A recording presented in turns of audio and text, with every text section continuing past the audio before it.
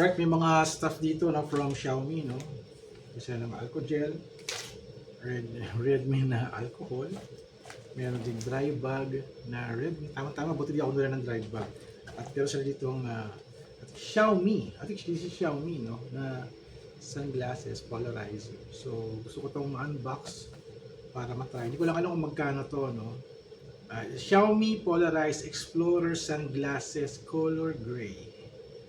So, ayun na kanyang pangalan ng unit to. So, unbox natin ito. No? Kasi we're here in Movenpick for the Redmi Note 15 series. So, gusto ko itong i-unbox na at magamit na, no? Para all Xiaomi na tayo, brand tayo. So, ito yung sunglasses. What else is inside? Uy, may kasamang casing. Nice, kasamang leather casing. At may manual at saka yung panglinis, yung cloth.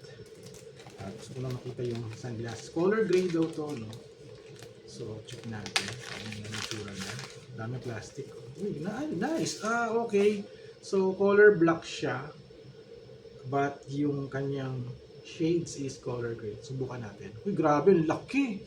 Uy, ang ganda. This is polarizer na. Ano? Salamin dito. Nakita ko naman pala sa sarili ko. Ba't ako magkasalamin? Nice. Ganda. Parang ano. Kung polarizer ito, makikita mo yung ulap. Yes, nakikita ko nga yung ulap sa labas. So, okay siya. Okay ito, oh. The sunglasses from Xiaomi. Ito yung kanilang bundle for our adventure here in Cebu for the Redmi Note 15 series launching. By the way, itong video is shot using the Redmi Note 15 4G.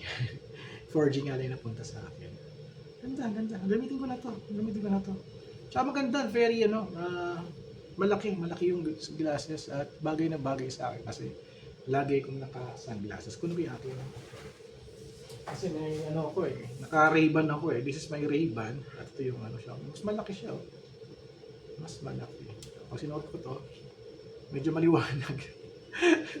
Ito medyo dark kasi polarized. Okay. Okay. So Ray-Ban, pahinga ka na muna.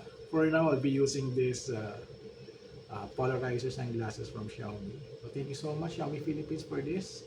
At I heard SB19 nandito daw, no? So kita-kits tayo sa next ano ba yung mangyayari mamaya kasi parang mangyayari kakain pa kami sa babae. So yun. Pero bukas pa yung event na launching ni Redmi Note 15 series. Alright. Ganda, grabe! Gustong-gusto ko to. Gustong-gusto ko to. At salamat sa dry bag.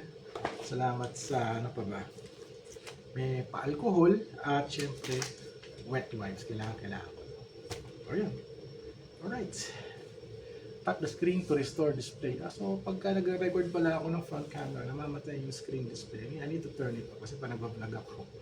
Pag nawala yun, hindi ko makita yung sarili ko. So sana pa nilagyan ko ng microphone. Sana malinaw yung audio.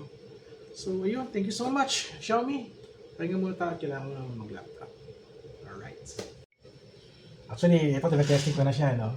Okay, polarizer, nakikita ko yung kulay green sa dagat. Pag hindi ko to suot, wala, hindi ko nakikita yung green ng dagat. Parang yung maganda, yung parang may pagka emerald green siya, no? Pag suot ko to, nakikita ko. Ang ganda, baka malalim doon. I guess pag ilagay ko sa rear camera, makikita yata. Try natin. Alright, so ito yun, no? Ito yung view pag kinabitan natin ng polarizer. Ayan, nakita nyo ba? There's a difference, no? Kita nyo yung parang green doon sa dagat. Pag wala, ito siya. Pag suot mo to, ayun, no? At saka yung clouds, kita nyo yung clouds. Pero pag wala to, hindi nyo makikita yung clouds. Ayan, nag-HDR naman din kasi pala siya eh. Pero pag meron ito, polarizer, ayan, nakikita mo yung green ng dagat, maliwanag. Alright, panalo. So, actually, inad ko na yung video ko but I'm still here, vlogging. At, event namin mamaya, bukas. So, ayun. Kita-kits. Kita ng sunglasses, paborito ko ito. Ito yung aking bagong paborito na. Grabe.